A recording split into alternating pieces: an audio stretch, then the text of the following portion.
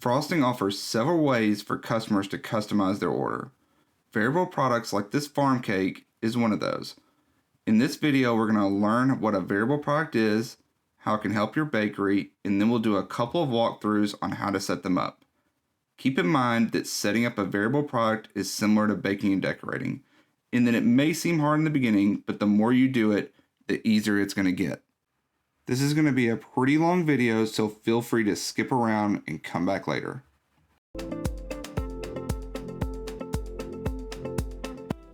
Unlike simple items, variable products provide specific options for customers to choose from before adding items to their cart. Product data is managed at the variation level, so variations can have the same price or they can be priced differently. Each variation could also have their own SKUs, inventory, and photos. Each variation is basically a separate product. Before we go any further, let's get some definitions down. So there's three here that we need to know: attributes, attribute options, and variations. Attributes are like the heading or the description, so it would basically be like cake flavor or cake size. Attribute options are the selectable options that are in the drop down under the attributes. So for cake flavor, it'd be vanilla, chocolate, strawberry, etc. For cake size, it may be 9-inch round. A variation is a combination of different attributes and attribute options. So you could have a 9-inch round double layered chocolate cake with raspberry filling. Here's a pro tip for you. You can save a ton of time by duplicating one of your existing product listings, and you would only have to change the image, the title, the short description, and the SKU. To learn more about duplicating an existing variable product, click the link in the top right.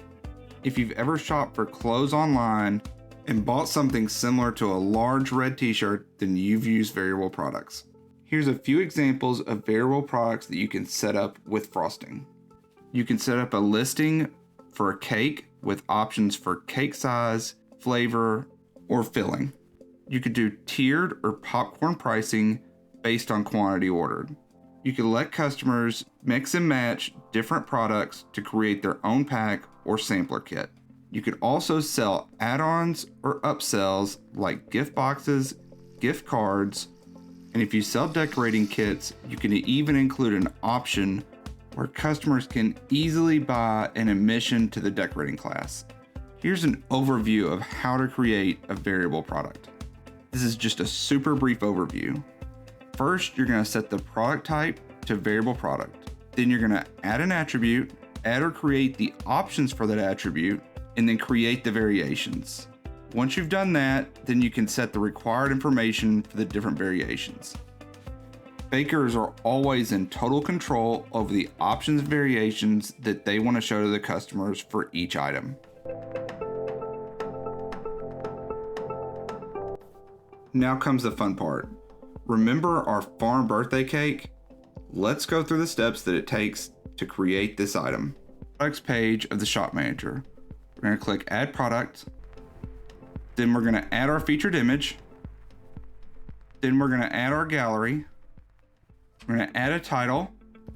Choose a category. We're going to add a short description. We're going to add our long description. Since we have on this product, we have an age and we have a written message. I'm going to add age and written message. Occasions, we're going to say birthday.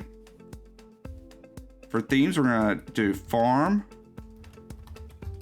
animals, barn, pig, horse.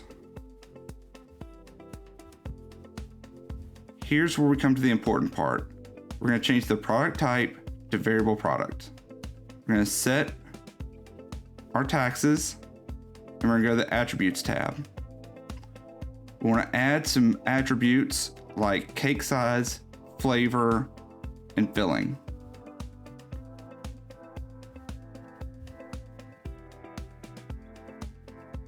We're going to select use for variations. We're going to add a 6/8. And we're going to add a 6/10. Then we're going to add another attribute, use for variations. And we're going to select chocolate, funfetti, do a mix, vanilla and white. And then we want to add cake filling. Use for variation. Let's do buttercream, cherry, lemon, raspberry, strawberry. And now we're going to come up and we're going to click on variations. We're going to add 2 variations. For the first one, I'm going to do 6/8.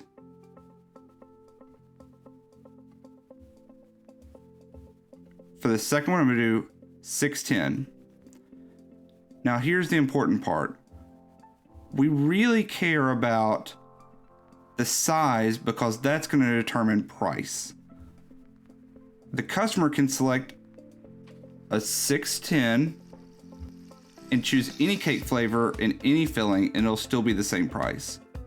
Or they could do a 6/8, any cake flavor and any filling and it's going to be the same price. So we're going to click. We're going to add a SKU.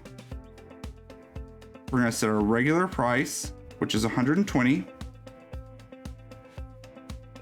we're going to come down.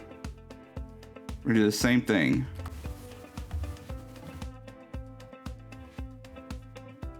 Going to check everything, make sure it all looks good. We're going to add a booking. So we want to save the product. We're going to enable it. We're going to show the calendar. Let's do 72 hours. We can change this to 90 days. We're not open on Sundays. So we're going to save changes. Let's check our work. So we have all of our options here. Let's just go through and check and make sure that we can add to the cart. Awesome. That was pretty easy. Let's do another item real quick. Here's a mini 4-pack pie sampler. I'm going to speed up adding this item until we get to the listing details.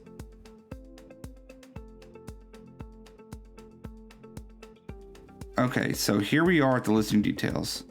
We're going to variable product, attributes. We're going to have 4 choices.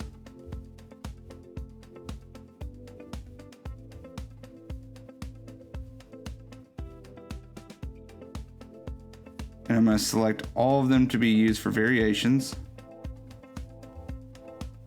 And I've got all of my pies right here. I'm going to do select all, select all. I'm going to go to variations. I'm going to add 1 variation. Customer could choose any pie they want. And I'm going to set a regular price. By setting a regular price this way, it'll set it for all variations. Now I'm going to set up the booking.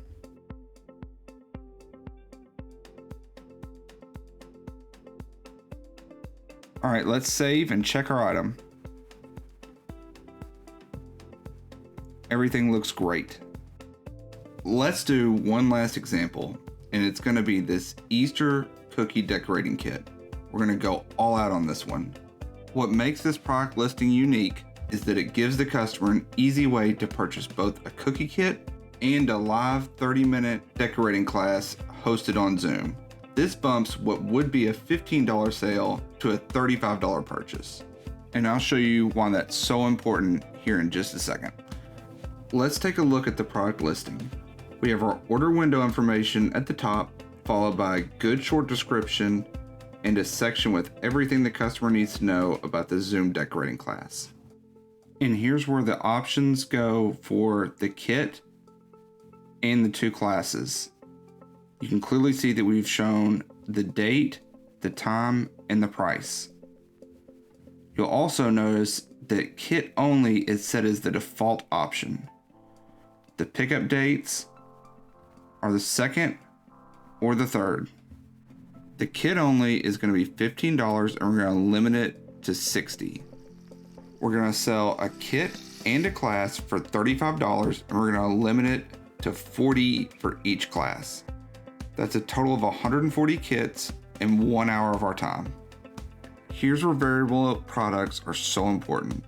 Let's say we only sold a simple item that was 140 cookie kits. We're going to make $2,100 in the sale.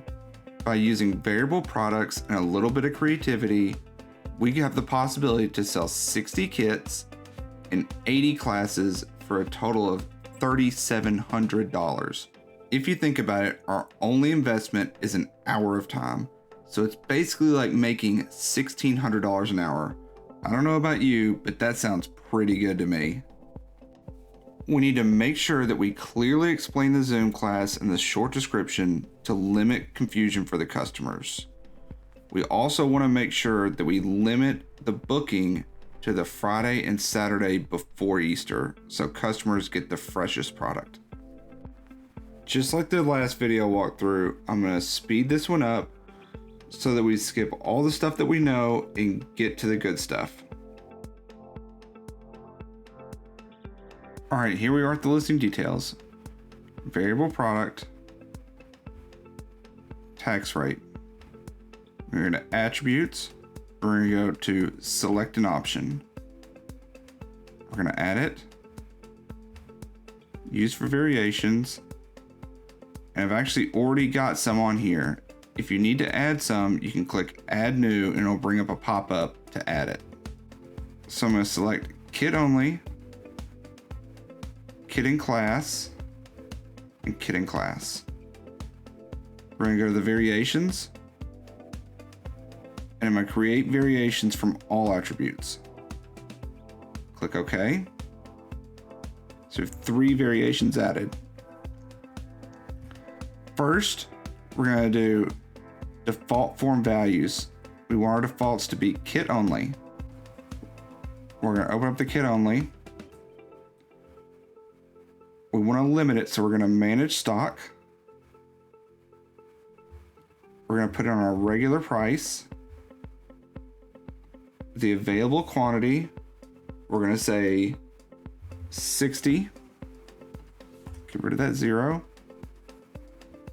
For the kit in the class, this is the 1 p.m. Do the same thing, manage stock. This is going to be $35. Available quantity, we're going to do 40. Same thing with this one, $35. 40 for the available quantity. We're going to go to the booking tab. We're going to add our product. On the booking, we're going to enable booking. We're going to do single day. Always show the calendar. For the availability, we're going to do 48 hours. We're going to leave this all like it is because we're going to set specific dates. We're going to add a new range. Leave it as custom. And we're going to set Friday to Saturday. We're going to enable it. Save changes. Save changes again. Let's take a look at our item. We have kit only. We have our 2 classes. And today, as I'm recording this video, it's the 1st of April. And since we set a 48-hour minimum order time, it's not going to show Friday. but it will still show Saturday. If it had been before Thursday the 1st, you would see Friday. That wraps up this video on how to create a variable product. I hope I answered all your questions and gave you some good ideas on some different products to make. If you need further help, you can always click the help button on the shop manager or reach out to us directly. Our email address is hello@frostingmarket.com.